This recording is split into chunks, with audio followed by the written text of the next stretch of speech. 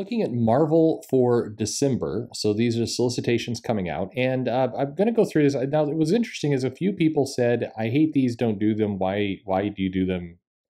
Please stop. And then some other people really liked it. So, I mean, I don't know. I'm doing it. Please don't click on it if you don't want to see solicitations. We went through DC. Time to look at Marvel. It's the end of the year, and it is King in Black time.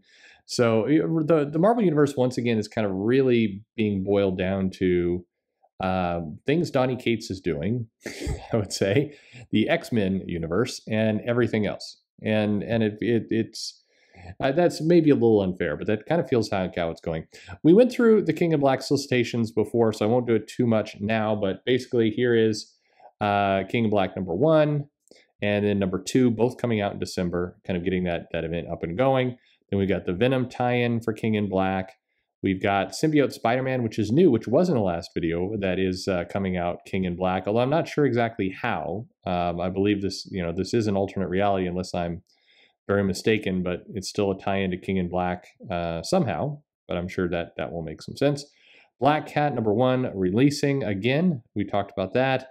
We had the Iron Man and Doctor Doom versus Symbiote Santa Claus. This is Christopher Cantwell, who did write he's on Iron Man and everything else. I do love this expression between the two, though. It seems like both of them, and Doom's pose in general is just like, why? How did I find myself here? Anyway, then we get the Immortal Hulk #1. Again, we covered these before, but these are all tie-ins to King in Black. King in Black Namor, which is a flashback to monsters under the sea. So that's something. And for some reason, this is #2. #1 is down here. So, but this is a limited series that's going on during King in Black. Written by Kurt Busiek, introducing kind of a brand new threat and teenage, Namor. I think in issue 2, he's not teenage anymore, or no, he still is. I don't know. Anyway, then we also get Atlantis Attacks #5. Which is now a King in Black crossover as well. It didn't start out that way, but here it is now. So, that's good. Let's put King in Black on things. And then the Union, this cracks me up. So here's the Union, #1 of 5. This comic was introduced as part of Empire, where the new UK superhero team was going to go fight the plant monsters. But no worries. It's late, the pandemic slowed it down, and now it's a King in Black title. So instead of fighting plants, they can fight like, black symbiote goo. So this title is back out. RB Silva doing the cover. Looks great. Not the interiors, but Andrea DeVito is doing the interiors. It's an exciting new chapter of the United Kingdom. Then we've got Spider-Woman #7, King in Black, Null Marvel Tales, which is new, which is a bunch of reprint of some Null stories. And then we got the King in Black graphic comic box. This is a long box with, with King in Black. And then we got the King in Black handbook. So we're doing an event, we got to have a handbook. So we've got a nice handbook featuring the various characters in King in Black that you can buy for $5. Meanwhile, out of King in Black, we have the Eternals. This is Eternals #2. Only 2 variant covers. My goodness. Don't know what's going on there. Anyway, Thanos is going to be in that book. We've got the second issue of 4 of the Wolverine Black, White, and Blood. This one's giving us Chris Claremont, Saladin Ahmed, and Vita Ayala. 3 people that write exactly the same. And then Greg Land, Salvador LaRocca, Kev Walker doing some Wolverine stories with Patch and some arcade action and Sabretooth, because that's always a good way to go for Wolverine. And then we got MODOK. This is another 4-issue limited series. This comic is written by Patton Oswalt and Jordan Bloom.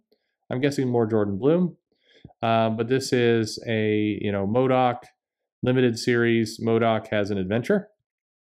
And then we got Heroes at Home, which is by Zeb Wells and Guri Hiro. This is a comic of what happens when the superheroes are stuck at home because of the pandemic, and what do? If you're Hulk, you read comics. You read yourself. That'd be kind of a weird experience. Spider-Man also reads comic. He reads those solicitations, it looks like. Or no, maybe that's a reprinting. I don't know. At any rate, they do things like spray their web fluid all over the kitchen and hold their cats, is what they do when they're at home. So that comic's coming out, $10. 80 pages. And then Dawn of X, or sorry, Ten of Swords is over. So now we're seeing the X-Men universe following Ten of Swords. We got Cable, and we're going back to he's got a baby to protect. This is, of course, a Cable familiar setting. We got Hellions, where following the events of Ten of Swords, the Hellions are all dead. And Sinister's crying about it, but maybe they'll be coming back to life. I suspect they're going to be coming back to life. However, we're getting our first hint. Here's X Factor number 5, and this is Aurora and North Star here on this cover. So the comment to pick up on is the events of Ten of Swords have put the resurrection protocols in jeopardy, meaning turned off or still happening, or what's going on with resurrection. Is one of the 5 defected, gone evil, been killed? Who knows? But apparently the maybe death is not as easily recoverable following Ten of Swords, which we heard some changes were coming, so it looks like we're getting several issues dealing with the fallout of the resurrection protocols. Here's Wolverine number 8, which is also Wolverine number 350. And here we're getting somebody's making moves against Team X, so Wolverine's going. Ben Percy's been doing a fine little comic here. I think that it ties into a lot of former Wolverine, so there's some good stuff in there. New Mutants number 14, the comic that got Rob Liefeld all ticked off. This is introducing the Wild Hunt, and there's Gabby there. She is joining the New Mutants, apparently, or the New Mutants seems pretty fluid in terms of people coming in and going. But Vita Ayala and Rod Rice on the comic. It is the New Mutants loose on the Wild Hunt. Not sure what that means, but at least if people are doing stuff on Krakoa beyond just having drinks at a tiki bar and a giant party orgy. So that's something. In X-Force number 15, we're getting some torture. So Omega Red's gonna be tortured. That's fun. In Excalibur number 16, a little ominous, no Betsy Braddock on here, but we do have other members of the team kind of carefully stepping through some vegetation. That's always fun. And the team is left changed. Nothing. Some things lost cannot be replaced. How many omnibuses are we in? Anyway. Here's X-Men number 16. Cyclops front and center, and sinister looking face there. Cyclops, and this looks like the Quiet Council, maybe chairs. Anyway, he made a faithful decision. There's no going back. So did Cyclops break the rules, and now he's going into whatever crazy prison Sabretooth's in? Nobody is quite sure, but here's Storm as nullified. But anyway, there's a big moment is going to be Phil Notto on the art inside. And then Marauders, it looks like Kay Price. Oh, can I see? Yeah, her Nucktats are there. There we go. Anyway, she looks like they're beating up Shaw. So we're doing that stuff. If you were watching Lovecraft Country, by the way, there's a scene where I'm not gonna spoil it, but the sister does something to the department store manager that is just brutal. I'm reminded of it here, which if you're watching that series, you know what I'm talking about. And yikes. Chris Claremont, anniversary special. Somebody at Marvel remembered that they're paying Chris Claremont, so we've got an anniversary special. Brett Booth doing an X-Men comic. Are you kidding me? Excellent. So there's maybe some new stuff here. Danny Moonstar drafted for a mission across time and space for an incredible psychic showdown against the Shadow King. Cool. An all new story. This is pretty cool. So well done, Brett Booth, finally doing something Marvel related. That will look great. Here's Amazing Spider-Man number 54. This is still with, I think, the Last Remains storyline. So Kindred is killing everybody. This is a really nice cover. I like that. Good job for Patrick Gleason. And then we're also getting the 54-point LR as part of the contest of how do you sort this. But here is kind of the other Spider pals who are involved in this Kindred mess. And here's another amazing cover. Amazing Spider-Man with the amazing covers. Man, Gleason just knocking it out of the park. So this is the end of the Last Remains storyline that kind of is unfortunately the event storyline that was lost in the shuffle between all the other storylines that were going on with Ten of Swords, and it's getting Amazing Spider-Man all done with Last Remains just in time to head on over to the King in Black story. So that can be exciting. And then we got WEB, Web of Spider-Man, where Spider-Man, this looks like it's aimed at kids. I'm just saying. But anyway, thanks to Tony Stark, Spider-Man got an invitation to join with other teenage heroes of the Marvel Universe for the Worldwide Engineering Brigade, or teaching kids how to code, the Spider-Man way. Miles Morales, Spider-Man, looks like he's still messing around with the Ultimate Universe. So the Ultimatum saga, which has nothing to do with Ultimatum, but there you go. So way bigger. Next is the war. Oh, so it's not the climatic conclusion, but apparently more conclusions are coming. So we're continuing to kind of cross over some of the Ultimate Universe stuff. Here's Warhammer. Marvel is publishing those. And Rise of Ultraman, some good kaiju action. Can't go wrong with that. Black Widow. We got domesticated Black Widow who's ready to murder some people. I feel like we're gonna get some jokes around blood in the kitchen. That's what it feels like.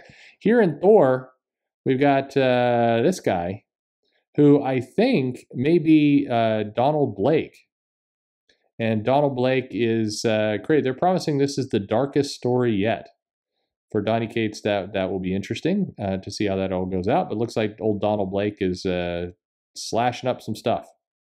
He's got a crazy hair going on. Guardians of the Galaxy, Al Ewing's on this. And, everyone thought he was dead, but they were wrong. Peter Quill is not dead. I never would have expected that the guy they killed off rather abruptly in the Guardians of the Galaxy run and is going to star in the new movie was actually killed off. I am shocked, I tell you, that he is dead, but there's that.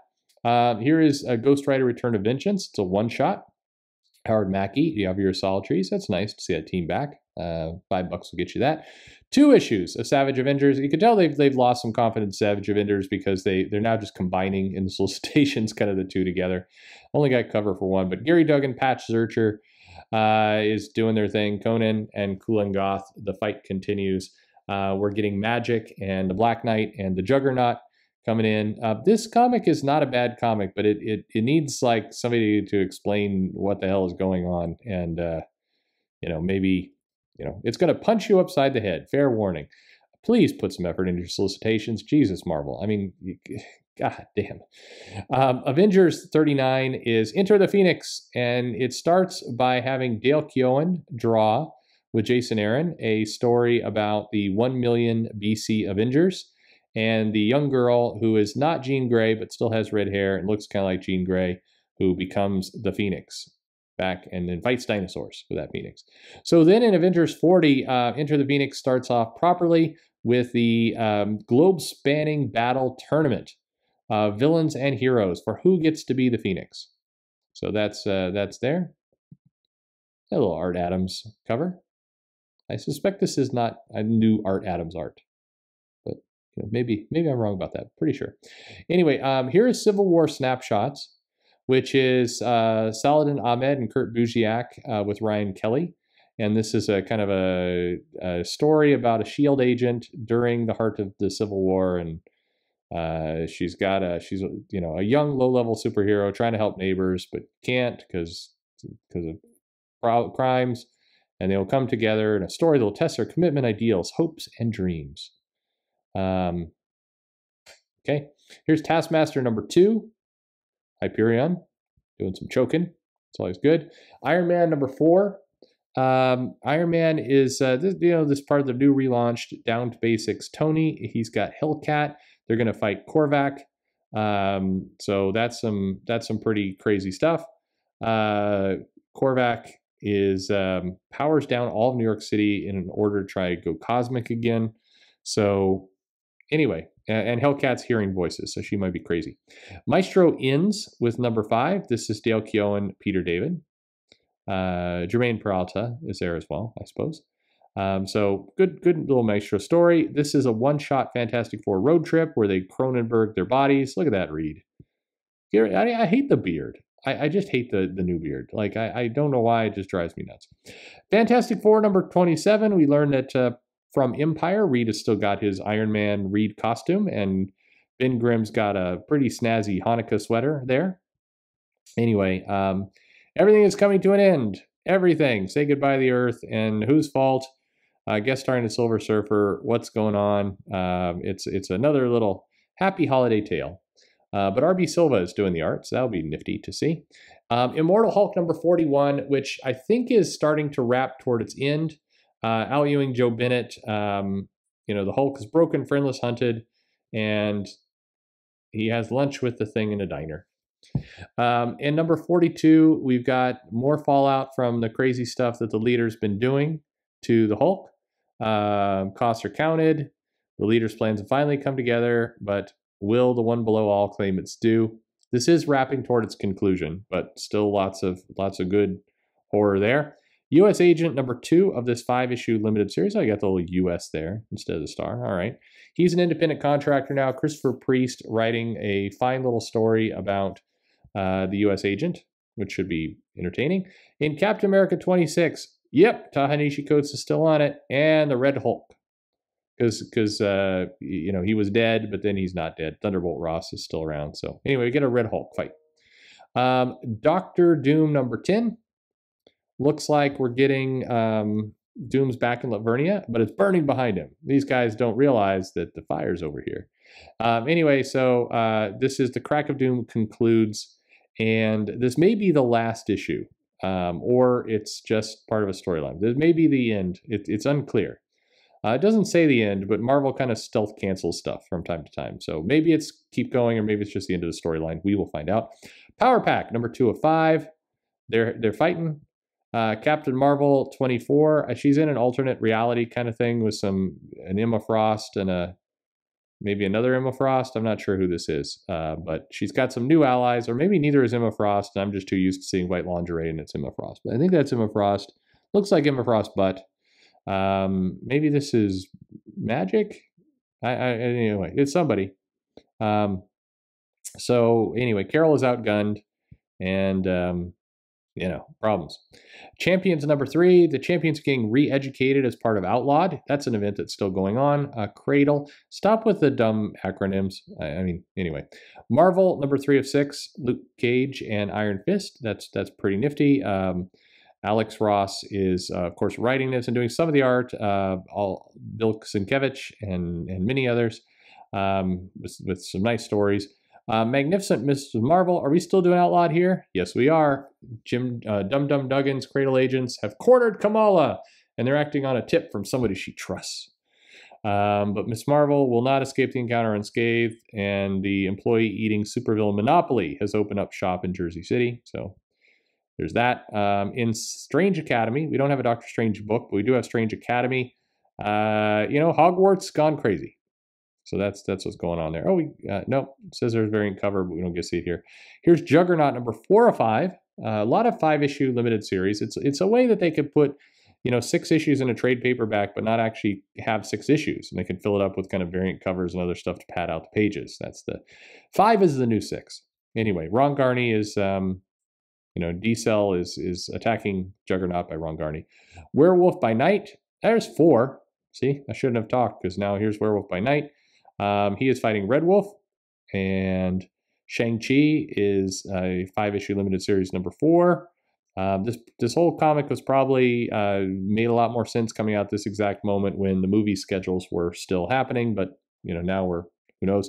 In Deadpool number 9, Deadpool's getting kissed into dust. That's what'll happen to you if it burns. Anyway, Elsa Bloodstone sold Deadpool out to the Bone Beast Queen.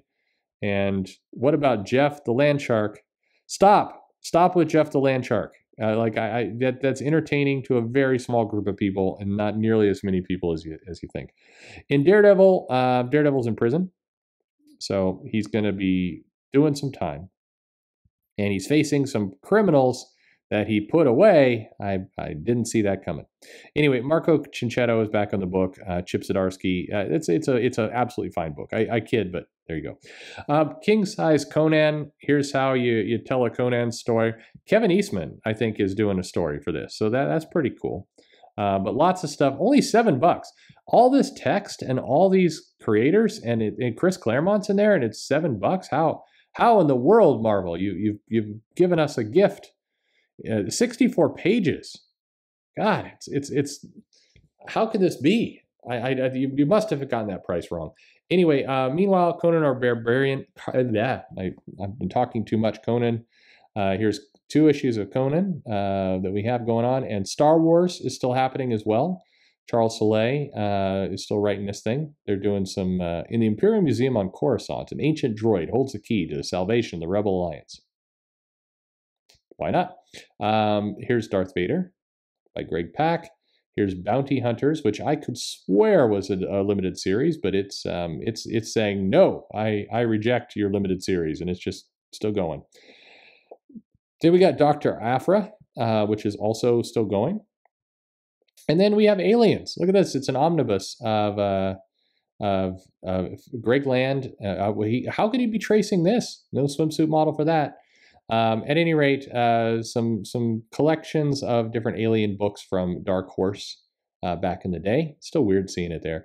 Anyway, a lot of other omnibuses and things that you can read. I think we go through a bunch of them. The Art of Jim Chung. It's weird to see all these kind of arts of books of characters. Lots of Eternals. We're putting some Eternal stuff out. Get that out before the movie. And then be frustrated when it has nothing to do with the movie. That's the way it goes, folks. Anyway, we're already collecting this. The Age of... you know what? I'm not going to do this again to the comments. Perfect. So there we go. We've got... Oh, wait a minute. Look at this. The Spider-Man, by J.J. Henry Abrams. We finally have it collected as one book in Will issue number 5 actually ship before this comes out. And nobody knows. Boy, that comic died on the vine, as they say. Anyway, there you go. There's Marvel for December. Lots of stuff going on. These Epic collections, just turn them sideways and put a little number on the spine. It would help people tell what they're getting. But that's Marvel in December. Are you excited? Is this what you want? What comics are you buying? What comics are you not buying?